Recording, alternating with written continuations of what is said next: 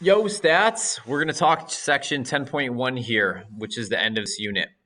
We're going to talk about something we talked about briefly back in chapter 7. We're going to look at the sampling distribution when we have the difference in two proportions. Then we're going to we're going to get like specific, and we're going to look at how to do a confidence interval and a significance test for the difference between two proportions. So here goes. Two proportions can come from two independent samples or in an experiment, two different treatment groups. So that's going to be something that might be slightly different. All right, let's just get to the summary here. Okay, for the sampling distribution of the differences. For the shape, we have to check the large counts condition. We have to do it twice, one for sample 1, one for sample 2. The center is just going to be the difference between the parameters, and the variability, we're adding the variances. Nothing's new. All right.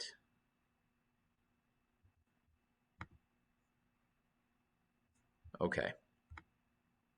So in order to construct a confidence interval for the difference in proportions, so I might be looking at what is the difference in the proportion between males and females who go grocery shopping. Okay. So I take a random sample of males, random sample of females. Do you go grocery shopping? Yes or no? Well, I guess everyone kind of has to, but maybe it's like people who live in a family. Who's the one who goes grocery shopping?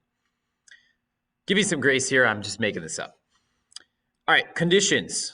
We're going to check the same exact conditions. Random, you'll see a slight difference here. Now we have to have independent random samples because we have more than one sample. Or you have random assignment to treatments. 10%, you're going to have to check twice. So if I sample 50 males is less than 10% of all adult males in the US, and the same thing with the females. Large counts, you have to check twice. Again, don't use any of the symbols, just use your numbers. In most instances, they'll tell you the number of successes. We're back to having to use standard error. We don't know the true proportion of males who go grocery shopping or the true proportion of females. So we're estimating the population proportion with a sample proportion. Form's going to still be the same. It's the point estimate plus or minus your margin of error. So the point estimate is just going to be the sample proportion for the men minus the women, plus or minus a critical value, which we're going to get from the calculator in the same exact way, times the standard error. That's not changing. It's still made up of 3 parts. This is them going through a question and how to do it on the calculator. All right, let's run through this one. This is going to be your state plan do conclude. You're going to have to do that again. So you're going to have to state the parameters, and that would look like this. If I want how often they use the internet. P1, I have to define what is 1. So I'm going to use PT. That's going to represent teens. So that would be the true proportion of teens who go online daily. P sub A, true proportion of adults who go online daily. Boom. There's my state step. I move on to my plan step. I have 3 conditions. I have independent random samples of 799 and 2,253. 10% condition. 799 is less than 10% of all teens. Check. 2253 is less than 10% of all adults. Check. Then I could calculate my standard error. Large counts condition. I would have to do some math here, so I'm going to have to click the show answer so you can see, because I can't do that in my head. That's awesome. Can't see it. Great. Let me see if I can figure out why. Hey, there we go. Okay. So large counts, 503. Oh, that's nice. They didn't show any work. It's really the 63% times the 799. There's 503 successes. Subtract 799 minus the 503, 296 didn't. Same idea with the adults. 68% of that 2,200, and then the rest. So sampling distribution is approximately normal. We get to the do step.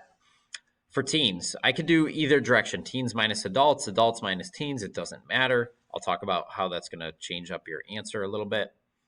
63% for the teens, 68% for the adults. That's your sample proportion. Critical value. How did we get that? 90% in the middle, 5% in each tail, inverse norm 0.05. And then we have our standard error over the respective sample size. And there's our confidence interval. If we switch the order, the confidence interval would be from positive 0.0176 to positive 0.0824. Doesn't change anything as far as like your conclusion, any of that. So conclusion, we're 90% confident that the interval from this to this captures the true difference in the proportion of US adults and teens that go online each day. Again, we're going to chop our paper into 4 parts: state, plan, do, conclude. Significance tests. Now the null hypothesis is going to be that the difference between the two proportions is something. Typically, almost always in this class, it's going to be 0. So you're going to see us writing the null hypothesis like this, that the difference between the two is 0, or that just means that the two values are equal. Could be a one-sided test, two-sided test, just like before. Conditions are exactly the same. The do step, here's where things get slightly different, and students have a hard time remembering this. We are assuming the proportions are equal. For a confidence interval, we didn't assume that at all. We assumed there was a difference, actually. So here, what we need to do, when we get to the do step, we have to come up with what we call a combined or a pooled estimate. So when we calculate the standard error, we're not using the same formula as we did for a confidence interval. We want to get the same estimate for both. And the way that you do it, you take the number of successes from each group divided by the sample size from each group. So we're looking at people who did not eat breakfast at each school. So 19 out of 80, 26 out of 150. I'm just going to look at it as one big fraction. So 19 plus 26 divided by the 80 plus 150. So overall, from these two schools, about 20% of the students did not eat breakfast. That's just crazy. How do you not eat breakfast? It's the best meal of the day. Anyways. So let's look at this question. You'll notice here for the standard error formula, you have this combined estimate. You're using it twice. The sample sizes are different, that's fine. But because we're assuming that the proportions are equal, we have to get this combined estimate. We do not do this when we have a confidence interval.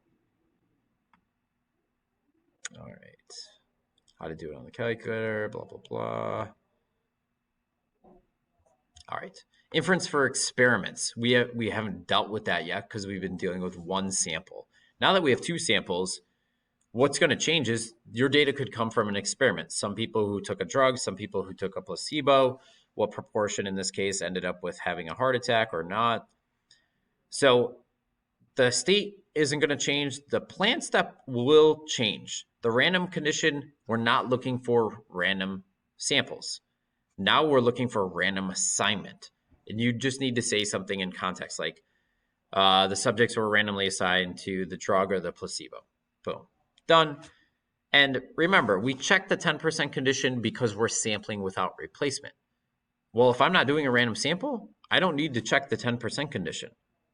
If you want to write it 10% condition, not needed because experiment, okay, or just leave it off altogether. Large counts is the same, your do steps the same, your conclusion's the same. That's not changing.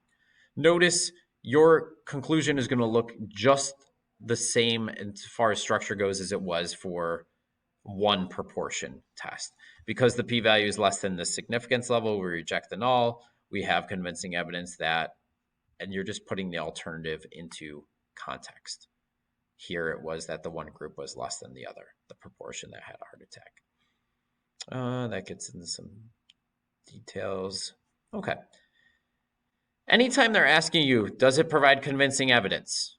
And there's no like part A, B, C, D, almost every single time this is telling you you have to do a significance test. They're not going to come right out and be like, hey, do a significance test. Convincing evidence and no part A, B, and C, D, huge hint, significance test. So summarizing, we now looked at 2 proportions. Your shape, you got to check the large counts condition twice. Center, spread, you got to check the 10% condition twice. It's the same if you're doing a confidence interval or a test. We talked about the slight differences if it comes from an experiment.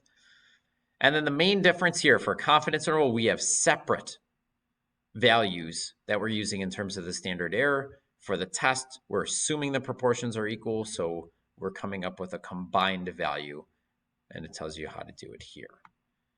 P-value, all that stuff still the same. So lots of good stuff there. Hope you enjoyed.